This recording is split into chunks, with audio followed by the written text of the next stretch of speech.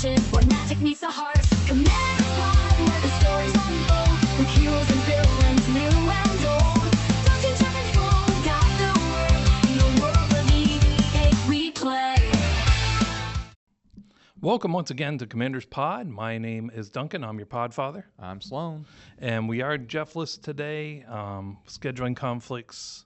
He was going to be here for when we recorded, and we had some issues, so he couldn't be here for today. But he'll be back next week. And we got a lot to talk about today, though.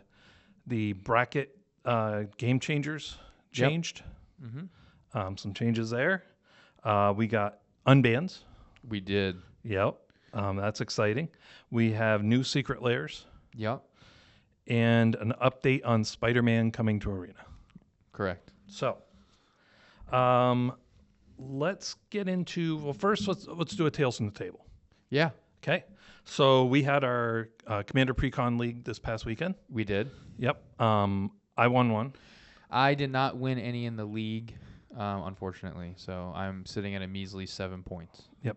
And for those of you who may not have watched from the beginning of us talking about this, why are we talking about our local league? It's because it's a Precon League that they allow you to upgrade every week, and it's going to run 12 weeks. Mm-hmm. So it's just kind of a cool idea we thought fans might be interested in. Yeah, and the big thing is, too, is we want to kind of give you guys our live feedback and reactions as the league's going on. So maybe you can present this to your local shop, or if you are a local shop owner and you're trying to find a way to get maybe Commander players back to your shop on a consistent basis, this is a great way to do it, because so far I'm actually super sad I had missed the 1 week already. So, yeah, me too. I mean, I really wish I was able to be there every week, but it is something that thus far I have enjoyed thoroughly. So I had two wins the week I started. Right, One week win yep. this one, so that makes up for the week I missed. Right. But that also means I just have participation points, basically, as the equivalent. But anyway, so like I said, I won one. I won my first one. No, I didn't. I'm sorry. I lost my first one. I won my second one. But in my first one, I did take somebody out turn 4 with 21 commander damage. It was gross. It was pretty cool. In the second game, I took out somebody turn 5 with 16 commander damage. I had already hit him for 8. So that was pretty good. But the game 3, my buddy Nick started this week, and he was playing a pretty strong dragon precon from Tarkir. I think it's Abzan. Yeah, the white, black, green one. Yeah. Yeah. And he had stomped the whole night. First game, 1 in 10 minutes. Crazy. Killed all 3 players in 10 minutes. That's insane. Second game, 1 in 15 minutes. And I'm like, oh boy, this is not going to be good. Like, this is, my deck was good, but it wasn't, I didn't think I could pull off a turn 4, kill somebody, and I didn't. And he started getting pieces in. He had one that made his dragons cost 2 less. Right. He had another piece that whenever he creature came in, he got like a +1 counter, got to draw a card and make a treasure. I mean, that's gross. Yeah. That's... And then he had another thing, I don't remember what it did, but it was just more value. Yeah. And then he had like a mana rock or something, right? Yeah. So I have a single piece of removal, but it's red removal. Yeah. And chaos removal. Yeah, so not really removal. I mean, it's removal, but you don't know what you're going to get. Right. It's like life is like a box of chocolates, so is this removal. Right. Yeah. Good way of putting it. So the way the card read was you destroy target permanent, and then they reveal cards, so they reveal a non-land card, and then they may cast it for free. Right. And this isn't like Discover or anything where it's like it has to be a certain mana value. It's just the first one you hit that is not a land. And I know he has big dragons there, right? Right. But he's got to hit like probably a mana rock or an instant or sorcery. Right. Something that's not that big. Right. That may not be as useful. So that's what I'm hoping on. And it has demonstrate, so I can give one of the other players a copy so they can remove something. When I give demonstrate, obviously I get a copy. That's 2. I had something that copied it. I got your commander was out, so it was the second spell you cast. Yep. So you got to copy it. So, and then I also had Voice of Duality out, which doubled the trigger, so I got to copy it again. Yeah. So Duncan has 4 copies himself. Right. So I told that player, I'll take care of him. There was another player over here that was like, he has one thing that's too good. Yeah. Get rid of it. Yeah. Get rid of it. And so that's what we did. All right. This player, it was last target chosen. we went in order. Anyway, he was like third. When his resolved, he got nothing. Like Right. it was just like whatever, a mana dork or something. Nick, however, flips into like a 7/6 dragon that gives all his other dragons double strike. He flips into some other big dragon that does something else gross. Right. And then he flips over into something else that buffs all his dragons and lets him flip cards at the top of his. Yeah. It was a saga that the first thing it did was he got to go get something. So he actually got another thing. He got to flip from his deck. And then the second thing it did was something else. And then the third one was going to be all his dragons deal double damage that turn. So that wasn't going to be good. Yeah. But I'm like, Voice of Duality had, what's the name of the mechanic? Magecraft. Magecraft. Yeah. So each time I copied a spell, I got +2/+2 or cast. And that was 4 triggers. So I Right. had +8/+8, and it's a 2/2. That's a 10/10. And I'm going to swing that at him. So I figure he'll lose one of the dragons, right? Yeah. No, because the fourth thing he flipped, removal. Yeah. Yep. Yeah. It was rapid hybridization. He turned my thing into a 3/3 Flizzard. And Yeah. I mean, so when people ask and always say, Sloan, why do you think Chaos Warp is not great?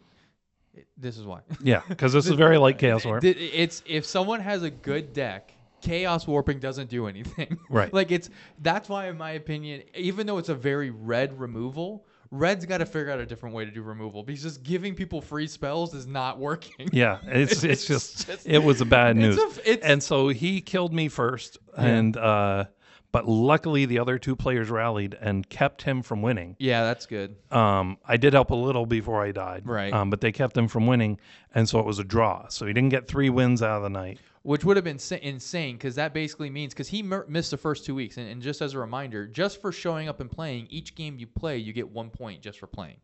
You only get an additional point if someone is distinctly the winner. Yeah, Meaning that person gets a point. that person will get a point then if they win.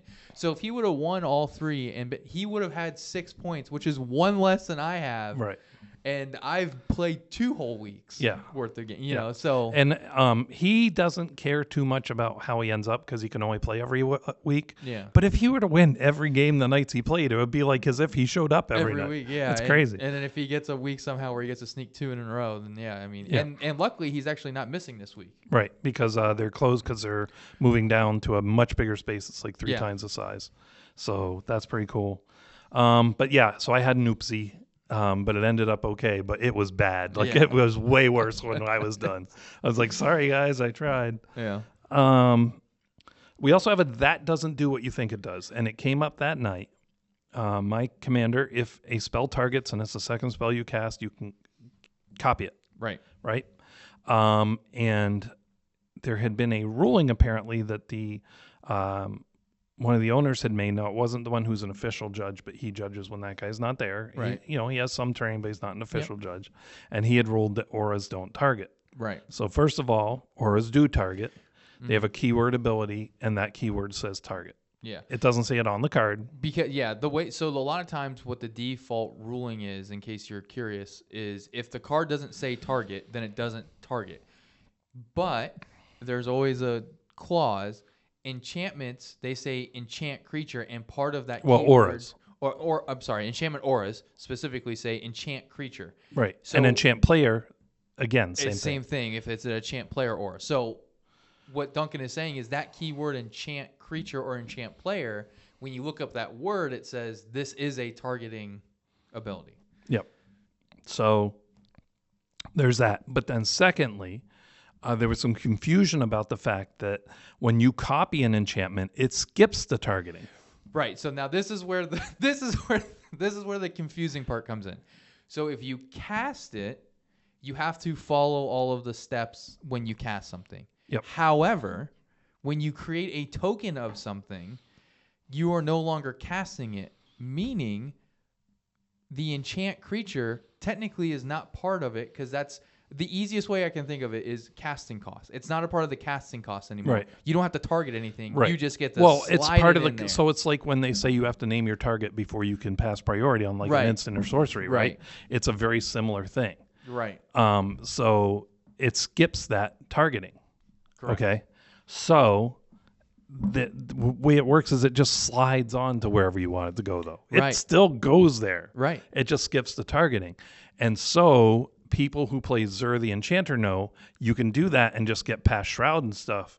So if you have your Lightning Greaves on Zur to protect him, you can still enchant him. Yeah, and then on the flip side of that, if someone has Hexproof or Shroud on a creature they control, with Zur, the way it works, again, because when he attacks, it's on the attack trigger, you go and get a converted enchantment with converted mana cost 3 or less and put it into play.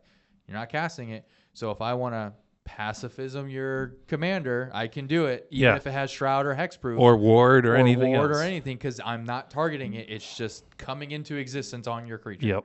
So it's a very... It even gets around protection. I mean, it's gross. It is super gross. It's a silly rule, but it's the way it is. So if you copy a spell while there is no target, it still goes where you want it to go. If you cast it, it does target. So those things are important when you're playing the Sultai with Shiko and Narset, the Sultai Tarkir deck. Yep. So that's that. That's how that doesn't do what you think it does. So let's talk about the new Spider-Man is not coming to Arena. Yeah, I mean, this is a little sad, and clearly there's an uproar about this too. And there's a lot of theories. There's a lot of different things it could possibly be. The biggest thing that we want to touch on and bring up about this is it's just the fact that this is supposed to be a standard set. Right. It's supposed to be standard legal. Which so the whole Arena is standard. Right. That's the whole thing about Arena. Was the whole reason why it exists is because we want to give an official Wizards of the Coast Magic standard play template for people to play on. And so you would assume every single standard set that comes out, which is what they have told us is what they're trying to do, well, this is one, and now they're not going to have it. And right. So there's a couple different things it could be. So the first so one, Wizards announced the reason, though, right, they don't have the license. Right. Okay, it wasn't part of the contract. So when they negotiated for the license, they very simply could have been told by whoever owns Spider-Man, which I think is Sony still. Well, Sony owns the movie rights. I'm not sure who owns the digital rights. Right. He does appear in the Marvel video games, right, like Marvel Snap, Marvel, what's the new one, Champions you were playing for a while? Yeah, geez Louise. The Marvel one that's just came out last year, and it's like huge. It's like the #1 game right now. And he's in that, right? Yeah, he's in that. So, I mean, there's obviously ways that they can use him. So we don't know if it was, some people say Wizards didn't want to pony up that extra money to have the digital rights. Right. I think it's more likely that Disney said you can't have them. Now, whether it's because they didn't have them or because they want to reserve those rights for themselves, right, who knows? But they did not want to. I think they didn't give it. But regardless, it's not coming. So, with that being said, it's not coming to Magic the Gathering Arena as Spider-Man. Right. It is, however, going to be converted into universe within as on Arena. So you'll have the same abilities. Yeah, everything will be. I think they said everything's pretty much going to be worded and works exactly the same. It just won't be Spider-Man on the cards. Right. It'll be a Magic character. Yeah. So, an TG character, maybe a new one, maybe an old one, who knows? But so all those unique cards will be converted to Magic cards, just like they've done with some of the old Secret Lairs. Right. So that's just how that's going to go. Now, for those of you worried, Final Fantasy and Avatar will come to Arena. That was part of the contract. They will be there. Yeah, and I think they announced that when this announcement came out. About Spider-Man. They wanted to make sure, set people's mind at ease. Look, it's only this one set. Yeah. I find it odd that they didn't tell everybody this right away. Maybe they were still working out the details, and this is where they ended up. Yeah, I mean, I do think it's a lot of it because Spider-Man's a little bit unique with how many different people kind of own him. Yeah. So I think probably that's, honestly, in my opinion, that's probably what it is. There's just too many hands in that pot.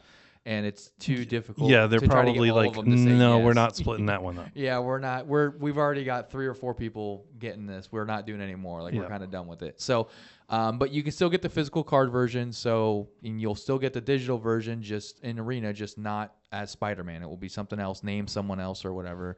It might be Man Spider. Who knows? Yeah, I don't think they would go that far. They'll make Man it, Spider just flip the colors instead of being red and blue. He's blue and red. I don't think they're going to taunt Sony like that. Yeah, just to stick it to Marvel. Or Marvel. Yeah, Okay, so next bit of news. They announced some new Secret Lairs Yeah, out of nowhere it seemed like. Yeah, Which this is, again, we talked about it with Deadpool, and we talked about it with the Secret Lair they did a week and a half before Deadpool.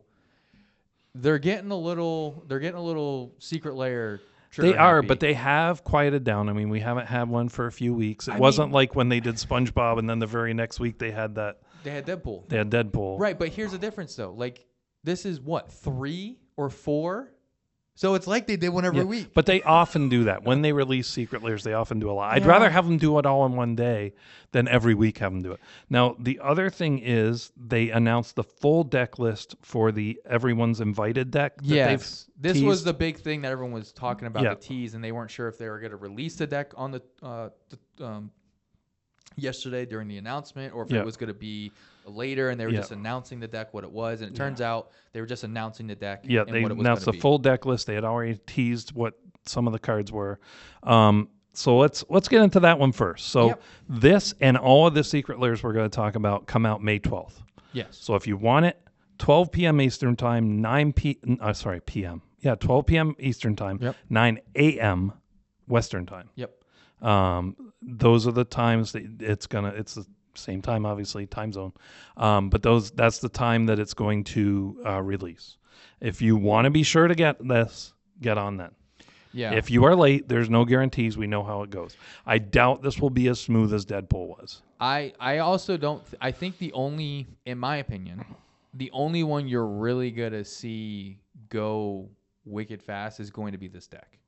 Even though this deck is a little expensive, in my opinion, the value you're getting out of it is high. But I think out of everything they're dropping that day, this is going to be the thing that's going to go the fastest. I think this will be one of them. There is one other thing we'll talk about when we get there. Let's just get into this. So this deck is Morphon the Boundless. Is who they named as the commander. There is a special art for him, and then 10 including him or 10 additional cards? 10 including him. So 10 cards in total have this special art for this deck that you're only gonna plus tokens. There are tokens. Yeah, there's tokens too, but the actual cards themselves that have special art. There's 10 of them total, including the commander. So and how much is it if they want to buy it on the $199.99? It's $199 even, I believe.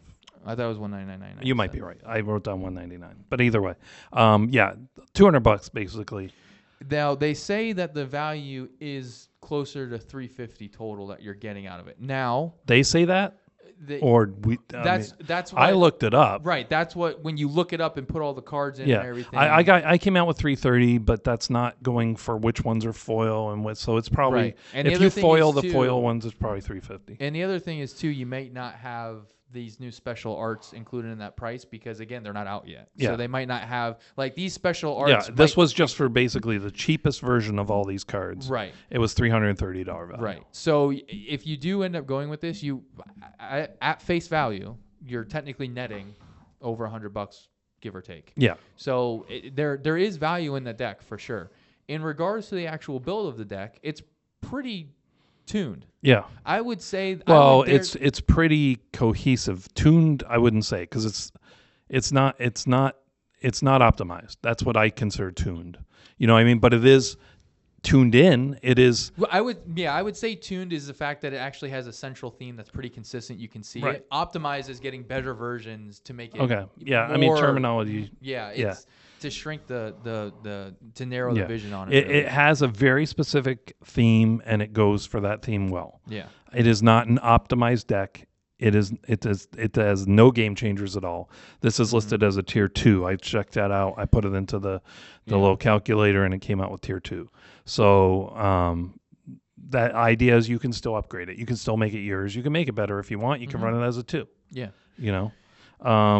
What are some cards that stood out for you? Well, so to kind of give you a breakdown so you have an idea of what it is, obviously the name, Everyone's Invited, it's going to be a creature-heavy deck. So it's 37 creature cards.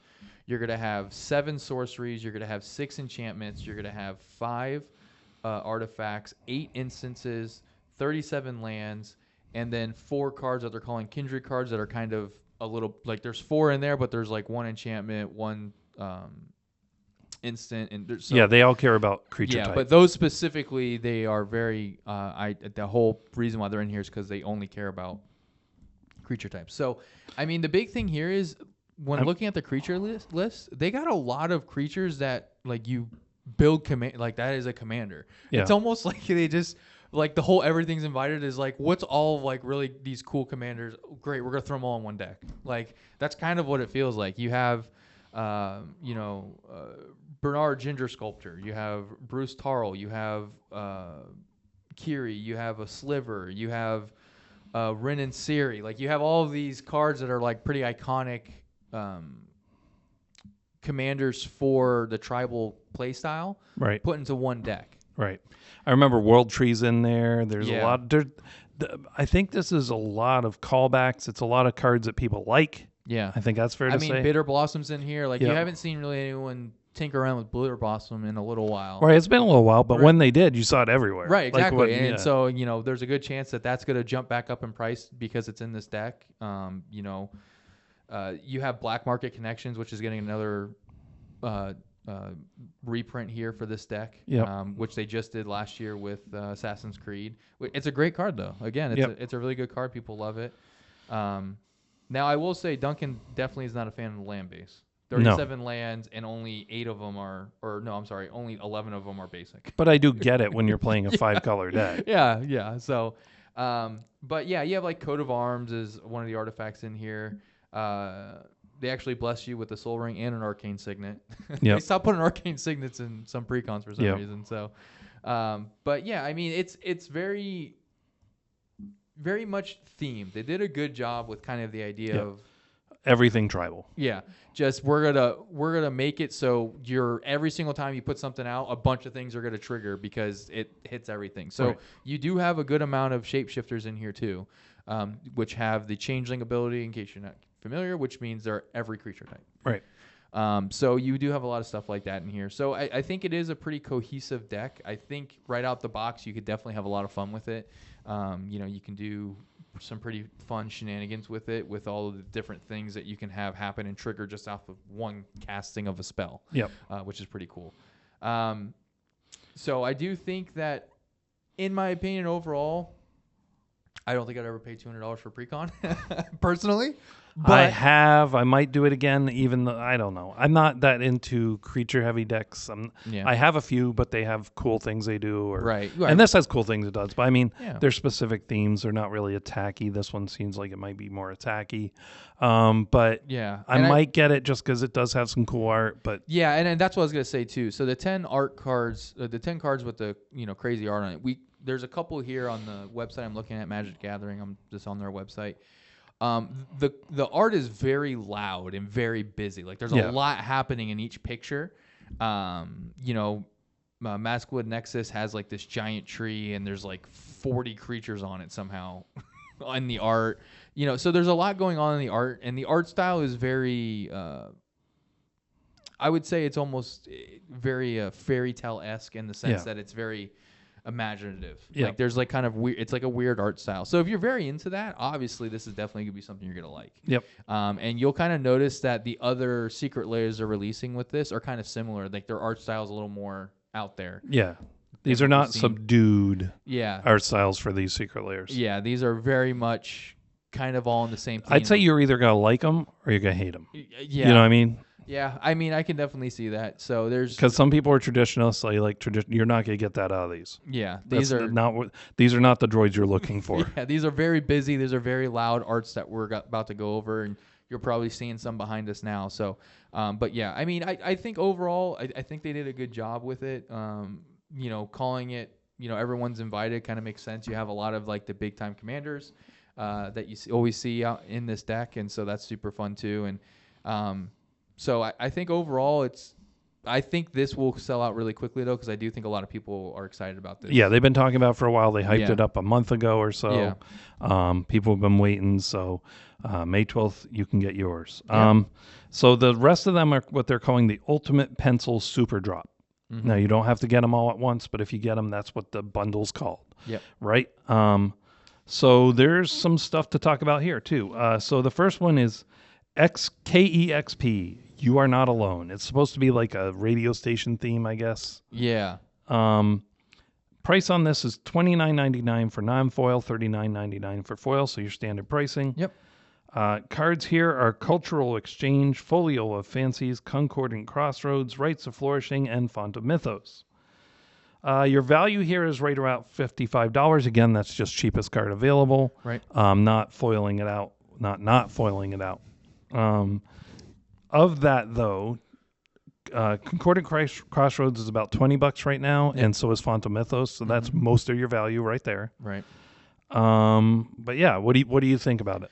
So I was really confused when they called this, this ultimate pencil super drop. I was like, that's so weird to call something a pencil drop. But then when you look at it, the art style is very reminiscent of someone like kind of scratching stuff in their notebook. And I think, I guess that's what they were going what for. they were going for, right? Yeah. So again, this art style is a little loud and kind of out there. It's a little weird. And I will say this, at least for these 5, the pictures kind of have nothing to do with the card. Yeah. Like, it's almost like they went into a high school and just ripped pages out of the books. I disagree a little bit. The Folio of Fancies? I have the card right here. Yeah. So at the beginning of each player's draw step, that player draws 2 additional cards. That's Font of Mythos. Folio of Fancies is artifact. Player have no maximum hand size. Pay XX tap. Each player draws X cards. Pay 2 and a blue tap. Each opponent mills cards equal to the number of cards in their hand. So in the background, it is in the background, but these are all coming out of like a notebook. So Right. a folio, right? Right. I mean, so that one I'm saying like it kind of does. Concordant Crossroads, man. Yeah. It's a killer whale with a radio playing music to a raccoon and a dog and a cat. And they're all wearing swim gear except the raccoon, who can apparently breathe water. I don't know. So I guess they're all being concordant, and they're coming. There's no crossroad. Right. That's what I'm saying. So the art is not really reminiscent of what the card does. It's like I said. To me, it feels like the art is more. We just wanted to have like these really expressive arts on cards, and the art these 5 is cards. not even cohesive among them. Yeah. The 5 art styles for these 5 doesn't even match each other. No. So they're all different. So I mean, you could probably lie to somebody and say you got these from 5 different sets, and they'd be like, "Yeah, I believe that," because they don't even look anything alike. They're like the styling's completely different. I mean, Rite of Flourishing looks like it's a album cover from the 60s or something. Yeah, from like the 60s. It should say 70s. groovy. Yeah. I don't want to get too much into it because we got more to go through, but yeah, I mean, it's all over the place. The next one is another one from the radio station XKEXP, and this one's Where the Music Matters. Same price, $29.99, $39.99, 2 of each basic. That's what you're getting here. So 10 basic lands, not even enough for a deck. Even if you're playing one of the other formats, that's not enough for a deck. Right. So I mean, this one, at least all the art style is the same, and basically it's a bunch of different stages. Like the plains is like in like a bar, it looks like. The island is like on the beach, and the swamps in the basement. So, the idea behind them is kind of cohesive, and it's all stages, and there's musical instruments everywhere. And if you wanted it's like music themed deck or something, that'd be really cool. But if you're playing Commander, you're gonna need at least 3 sets of these. Right. Plus, then you can play the non-basics. Right. Maybe even 4 sets of these, depending on how many basics you're gonna play. And that's if you're playing all 5 colors. Like, yeah, I mean, it's to me, I would never pay that for this. But some people love this. Some people do. I mean, and some people are probably just gonna buy this just to have them. Yep. They're not actually gonna use them. So at least the art in this one, I actually kind of like the art. It looks a little more clean, and I prefer this kind of art style. I like the art on these. I wish they would give you more. Yeah. I mean, at least 20 lands. Come on, give me 20 lands. At least then you're paying like $2 a piece. Yeah, I mean, if you gave me 4 for each color, so give me 20 total. I would even be okay with that, because at least like there's some decks where if you're running 3 colors, that's 12 basics. That's at least a good chunk of your basics. So. But yeah, so you're either, again, art, I like the art. This is a little more even, I guess, traditional, but it's not traditional because they're stages. But I mean, it's a little less out there. Yeah, the art style isn't just kind of from left field. It's called Where the Music Matters, and there's stages. It makes sense. Yep. Next one is featuring Jay Howell. Now, Jay Howell is the artist from Bob's Burgers. Yep. And you could tell by the art. Yeah. Yeah. This one, as soon as I saw this, I was like, I'm pretty sure this is the guy that does Bob's Burgers Yep. because these people look like they belong in that show. And we looked it up, and sure enough, yeah, this is the guy who does the creative drawing for Bob's Burgers. Yep. Price here, same, $29.99, $39.99. Cards are Agent of Treachery, Priest of Forgotten Gods, Treasonous Ogre, Uncivil Unrest, and Marchesa the Black Rose. I like the card choice here better. There's a lot of these cards I play. Personally, I don't like the Marchesa the Black Rose for my commander deck that I have for Marchesa. But I play Treasonous Ogre a lot. Really good card. I play Agent of Treachery. I might be interested in this one. I don't know. Yeah. Value here is $48, so just barely over the foil price. But, you know, it's there. And if you're buying non-foil, it's definitely a good value. So the value's solid here. Yeah, I mean, the big thing here is, again, this art style, if you're not familiar, you know, we'll kind of have it behind us, and maybe we'll even kind of show you Bob's Burgers, just like the characters, so you can kind of see how we got there. I mean, it's very much a very basic in regards to details. It's not, you know, the show's not really details. People have like straight noodle arms. Priest of the Forgotten Gods almost looks like it could have been a scene from Bob's Burgers. It almost looks like they took one of the characters from the show and put a headdress on him in a robe. Yeah. Like it's so close. And same thing for Marchesa. It almost looks like the daughter with longer hair when she's grown up. But yeah, I mean, again, there's some people who really like this art style. They kind of, you know, one of the reasons why they like that show is because the art is more simple and basic, and so a lot of people really like that. Again, at least the art kind of makes sense for the cards. Like you can kind of see what they were going for. What the correlation what is. Jay Howell was going for here. Yeah. Like the Treasonous Ogre, rather, not Treacherous Ogre. Treasonous Ogre has an ogre on it, and he's like throwing goblins. The Priest of the Forgotten Gods, he kind of looks like a priest blessing a feast or something like that. You know, so they're kind of reminiscent of what the card's actually supposed to do. So art style again here for me, not really my thing. I'm not as into this. But I appreciate it. Like I get why people like it. Again, it's something I might be interested in. I'm not sure yet. Yeah. So here, disclaimer. This is where Duncan might get a little heated. A little bit. So if you have your volume up, to turn it down just a little bit, Duncan might outshine me here. All right. So this Go ahead. This one, these next two really. So it's going to last a little while. But anyway, Everything is on Fire is the name of the next one. Yeah. Regular price, but this is new. They offer a raised foil version for $99.99. Right. Okay. The cards here are Chain Lightning, Dragon's Rage Channeler, Lava Spike, Rift Bolt, and Skewer the Critics. Value, $5. It is cheaper than a Happy Meal. Oh, wait, it's not cheaper, but its value is cheaper. Sorry. Yeah. I am not a fan. This is a money grab. They are saying, hey, what if we took garbage cards that have no value? I'm not saying garbage like nobody plays them. I'm saying garbage like they're not worth anything. Yeah. And we make them raised foil, and we sell them for $99.99. And we don't even put art on them that's like all that great. It's okay. It's okay. Yeah. If you like it, you like it. That's fine. But this is not like what was the one, Hitsune Mikado, that everybody liked, the Japanese kind of anime style. Yeah. It's not anything like the Lawless Walkers where it was cute. It's nothing that I'm interested in art-wise. Yeah. The cards are nothing I'm interested in. And it is blatantly like, I guarantee you, they're just like, will people buy it? The raised foil. I don't think they're as concerned about the other two versions because they probably will still be sitting there next month. Yeah. But the raised foil, this is a test. Yeah, I mean the art is very loud art style on here, and I mean everything is on fire. Yeah, I mean so at least that part of it, right? But there's so many other fire-based cards that you could have. Give me a fireball. Give me that's a card. Well, that costs too much. But still, man, I mean, City on Fire would have been perfect. I mean, you would think. I mean, give me a Chandra card. How about a Chandra card? Yeah, why? Yeah, there you go. That's a great idea. Chandra cards. There's some of those that aren't very expensive. At least throw one of those in there. Yeah. They picked rock bottom cards that will give you rock bottom value. Right. to see if you'll buy the raised foil. That's my theory. Yeah. So I mean, if you're okay with paying $100 for 5 cards that are literally worth $5, then the raised foil's for you.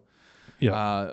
Now, obviously, we can't tell what it looks like because we don't have them yet, so we're not going to see. Right. But they what it do looks have like. 2 versions of the card to show you what it kind of looks like. Yeah, and I'm assuming they highlighted some stuff with yellow to kind of show you, like maybe see where it would stand out comparatively. Yeah. Or I mean, I don't know. So, but the But art's they the didn't even same do for a good both job of on them. that. You can use Photoshop and make 3D effects. Yeah. Like you could have made it look 3D on the yellow. They didn't even bother. Yeah. Like, nah.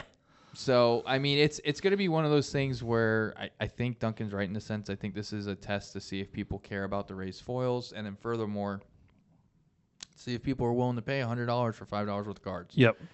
But then, so now the next one is Vroom. There you go. Yeah.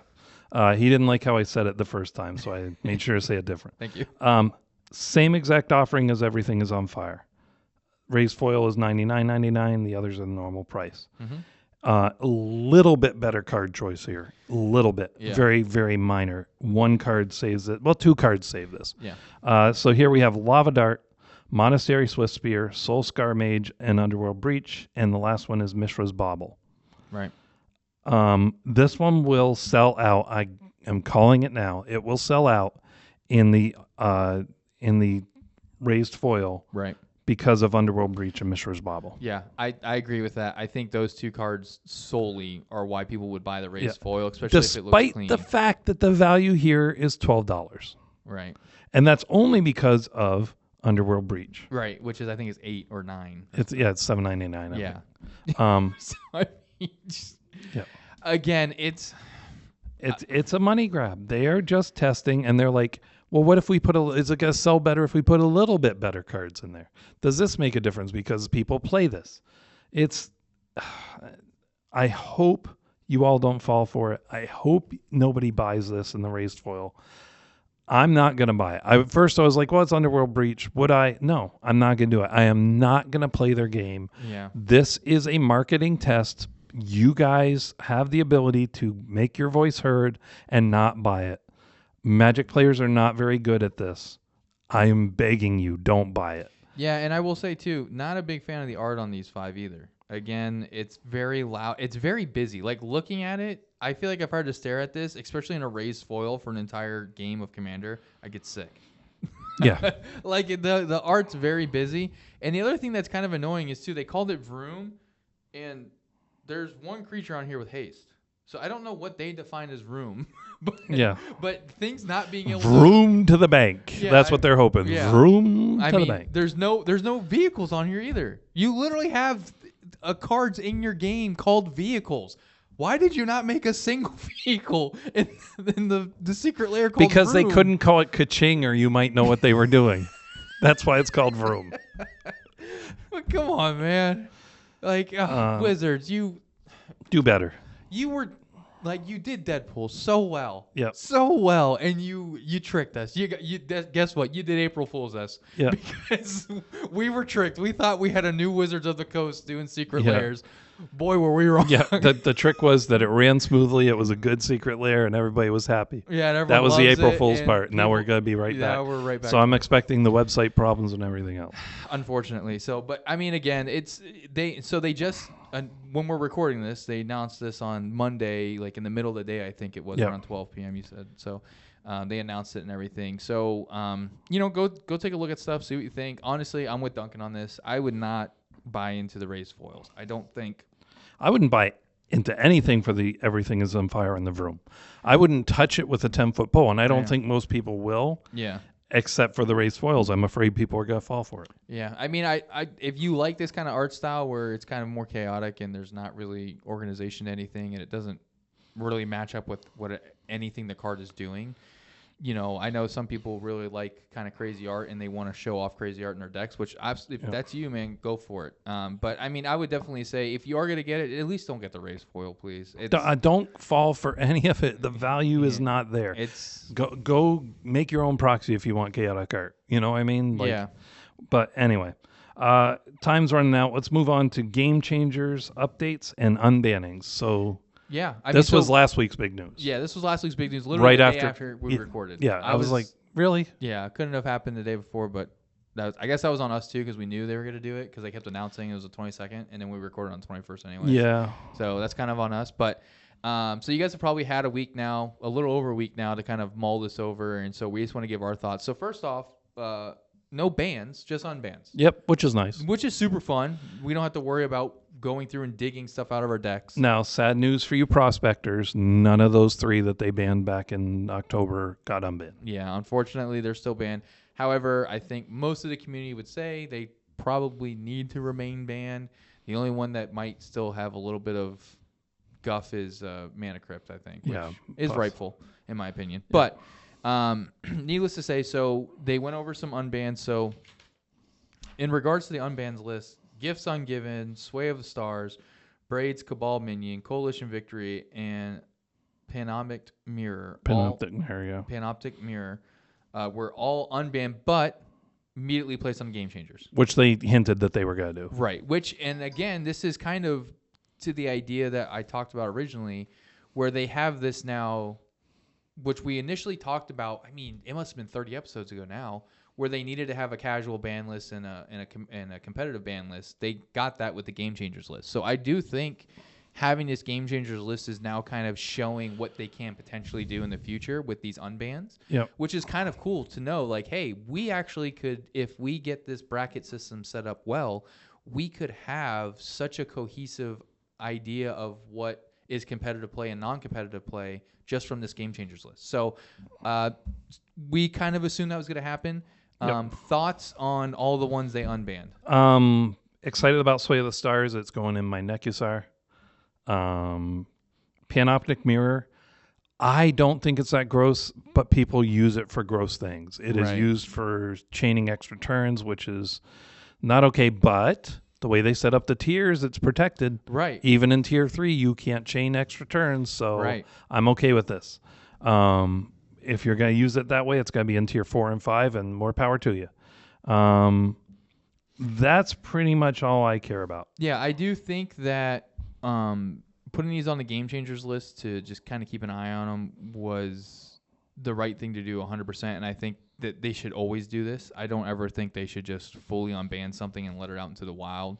I think having it on the Game Changers list to allow people in higher tables to see how it reacts with all the newer stuff is important. So I think that is the best way to do it, hands down. Yeah, I agree with that. I would say the only thing is here, definitely Braids Cabal Minion. I know she's just gross because of, like, she just is, like, no one likes giving up stuff. Yeah. And especially lands, which is what she can make you do. And so that's kind of an a-hole move. Yeah. And since especially... But no mass land destruction is a thing, so that includes this. Which, I mean, I don't know. People may argue the nuance of, well, technically you're sacrificing. I'm not destroying it. And I would say... But they call it mass land denial. So making me sacrifice is still denial. It's true, right. So she's the only one that I think they shouldn't even consider taking off the Game Changer. She should definitely, at the very least, always stay a Game Changer and never be below that. Maybe even get rebanned potentially if they keep printing silly cards like they have been, like that demon who exiles everyone's graveyards except for the last 7 cards. Yeah. Doomsday Excruciator, I think was his name. So, but I mean, for the most part, because they have the protections that they already have set in place, like some of these other ones, the one you mentioned that changed extra turns together, it's not really going to be a problem in lower tiers because they already have protection against it. Yep.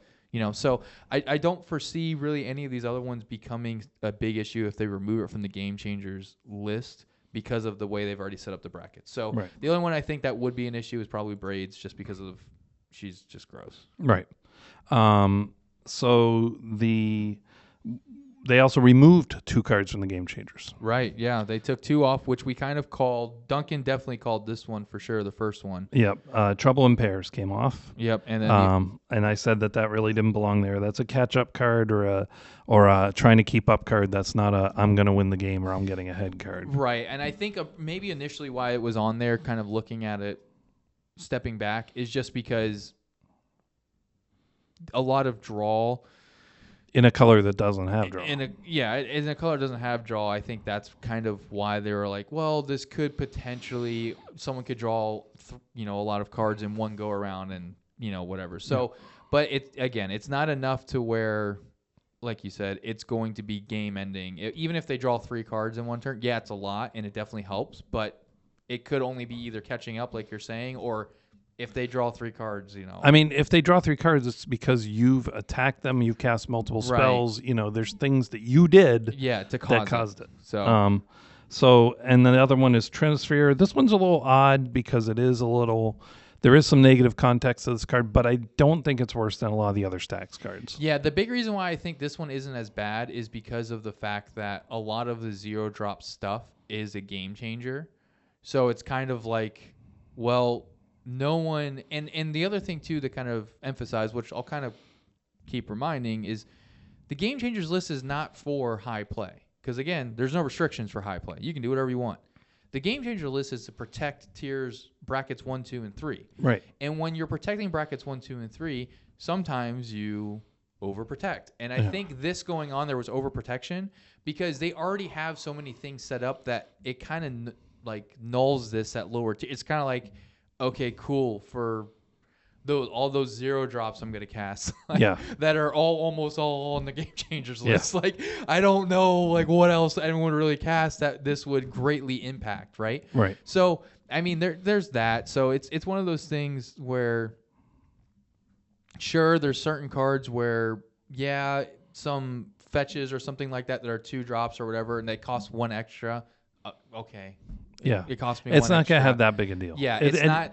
And people are upset about Soul Ring now. It costs 3. You know what I mean? It's like. Yeah. Okay. Great. Soul Ring costs 3. Yeah. I mean, this guy had to get to 3 also to drop this. Yeah. So whatever. Yeah. It's so, and these and all the cards that they not the cards they unban, but these and the ones we're going to go over in a minute, the ones they added to the Game Changers. Right. These were mostly cards. Well, these 2 were definitely, they said the cards most, when they got feedback, these ones were most talked about to be removed. Right. So this was direct feedback they got from players. Mm-hmm. And for the added to Game Changers, same thing. Most of these were ones that were recommended to them to add. Right. And the overwhelming thing that people said is you need more stuff on the Game Changers. Yeah. So that's what they were going for here. So let's talk about what they added. Yep. So we'll go through the list here. So and it's sad Jeff couldn't be here. I know, because these were directed at him. I was saying that if the initial Game Changers list when it first came out was directed at Duncan for saying they're never going to do anything, they don't ever do anything ever, and then they did the big 3 bans, and then they did this Game Changers list and hit a bunch of Duncan stuff. This was, in fact, targeting Jeff for him saying, all the cards I play are so innocent, and these are people of great character. They would never put any of my cards in a Game Changers list because none of them are bad. I'm not a horrible person. And then they hit 6 of his cards. Yep. So, yeah. Starting with the first one. T-Pro, baby, to Fairies Protection. Get out of here. How they missed that the first time is beyond me. Yeah. But, yeah, that's a gross one for sure. Yep. Definitely should be there. And then let's read through these real quick, and then we'll kind of give a little bit of feedback. So, Humility, Narset, Parter of Veils, Intuition, Consecrated Sphinx, Necropotence, Orcish Bowmasters, Notion Thief, Deflecting Swat, and then Duncan, you can do the rest. Gamble, Worldly Tutor, Crop Rotation, Seaborn Muse, Natural Order, Food Chain, Aura Shards, Field of the Dead, and Mishra's Workshop. Yeah. So a lot of these are, in my opinion, absolutely. Yep. Should definitely be there. Orcish Bowmasters. How was it not on the list the first time? Yeah. Honestly, Notion Thief too. That one sneaking through is a little. Everybody's like, "Oh, it's only 4 mana." I'm like, I play it. I've seen how people react. They don't like it. Yeah, and again, the whole idea behind a Game Changers list, before everyone gets upset and says, "Well, whenever I play it, people will counter it with 17 different free spells." Great, you're playing at high power tables. The Game Changers list is not for high power tables. Again, to point to the bracket system, 4 and 5 have no restrictions. You can do whatever you want. Yep. This is to protect the people who are playing in 1, 2, and 3. Because when you think about those brackets, even if you have a silly themed deck that doesn't seem really cohesive, if you put one of these cards in that deck, it drastically increases the lethality of that deck. And Right. that is what the game changers are for. So it's something, for me, it was really difficult when I first heard this because I was like, I don't care. I like playing all my high power stuff. Yeah. But then I have to remember, well, I'll just play 4 and 5. Like, I don't need to worry about it then because then I can just keep playing my decks Yeah. as they are, right? That's the idea behind this. We're protecting the people who are trying to play casually. And Duncan's always said this. He's always felt like that's what this all was geared towards, right? Yeah, exactly. That's why they're doing this. It's why they did the bans back in October. They're trying to protect the casual player. Right. They're not trying to punish the high-powered player. They're trying to protect the casual player. Right, because you are still 100% allowed to play all of these cards. None of them are not legal. You just are going to be moved to the tier 4, bracket 4, bracket 5 is what you would be Right. considered. That's Right. that's it. I will say, I don't think Gamble needs to be on here. I think Gamble is so bad. You're either going to get rid of what you wanted to use the thing with, or the thing, or Yeah, I mean, I get that, but it is a one drop tutor. it is, and, And it is and it used has in the high power games and to it's- get to and the it win has cons. a lot of different applications that you can put in a lot of different decks, and it's very beneficial. Yep, it's if you want a graveyard, something in your graveyard, there. And because it's mono red, one red mono, it's It's an unearth and red. yeah, it's Yeah, you can go put it in your graveyard. right, exactly. That's essentially what you're getting Yeah, to say to do. possibly. So I mean, it's so I see that point behind it, and that's why I would lean towards. Sure, do I think it's not bannable by any means, which is why we have kind of like why we have the game changers list. I do think yes, it being on the game changers list, it makes sense. I think so. Yep. Same thing with crop rotation. We were talking to Jeff about this too. He said, I don't understand why crop rotation is so gross. Crop rotation is disgusting. Yeah, when people manipulate it, it's ridiculous. It It's is. like, really, you're doing this again? And it's at instant speed. yeah, It is an instant speed. Go get any land I want and put it into play yep, at instant speed. Yep. That has a lot of things it can do. You know, even with all the lands that they have banned that are on the game, not banned, but on the game changers list, there's still a lot of other good lands out there that you Yeah. can still go get that are utility that are very helpful. yep. Let's see. Part of Veils I play. I don't disagree with any of these. Consecrated Sphinx. I get it. I really do. I called that one, by the way. I told them, I said that absolutely needs to be I a was game not changer. shocked at all when they said Yeah. that was on the list. I was like, oh man, that was my one. That's now my one card I had to take out of my Vimwix deck because Right. I'm making that no game changers. Right. So I had to come out, but I put Secret Restoration on, which should probably also be a game changer. But not enough it people does play cost it. a lot, though. Yeah, it does cost a lot, It's but like you 8 double the mana, cards in your hand something like and have no maximum hand Yeah. size for the rest of the game. Right, and that's the cool thing about that one is because there's no way to get rid of your maximum hand size now. You just have it. Yep. Period. So I will trade that for Consecrated Sphinx, and I had just bought one to put in there, and I didn't know what to cut, and they came out with the list. It's like, now I know what to cut. Yep, there you go. Made it simple. Necropotence absolutely should. How Yeah. they missed that one the first time around is mind blowing to me. Yeah. Humility again, another one that absolutely. Of all of these on here, the one that I'm like, thank you, is Aura Shards. Yeah, I mean. Oh, I that- hate Aura Shards. I hate that one too. I mean, that one or Seedborn Muse. The fact that people say that Seedborn Muse is not that bad, you go play somebody that plays it and that really plays it. They're not a nice person like Jeff. And this is what we had to keep telling Jeff. Jeff puts restrictions on himself when he plays these cards. He says, I'm going to be a responsible player. Okay, you're like less than 1% of the people in the world that Yeah. play Magic. Like, no one's going to be and he plays responsible. Magic less than 1% of the time.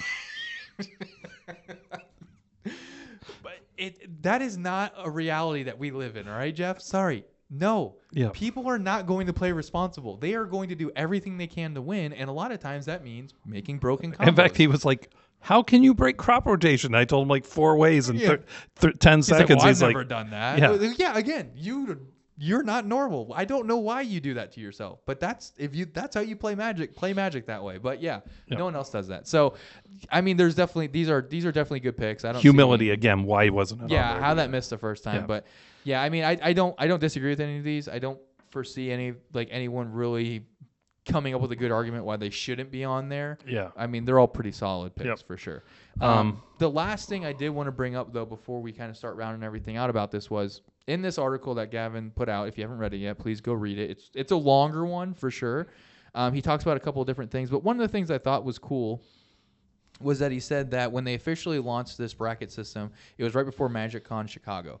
And he said that in the official survey done of MagicCon Chicago, 87% of people who tried the bracket system said it was helpful in their games, which is incredible. Now, I don't know if you know this, but MagicCon Chicago was very busy. It was it was very huge. packed. So, and hopefully they got a pretty good survey size. Now, it doesn't say how many people did But it. the thing I want to point out, that data is skewed. Sure. The way they got that data, they had a table set up to test the tiers, Right. the brackets, and people came forward to do that. They didn't grab people and say, hey, come try this. Sit down here whether you want to or not, and give me your feedback. But I think the advantage of the way they did it is the fact that people were voluntarily coming up and trying But that's it. my point.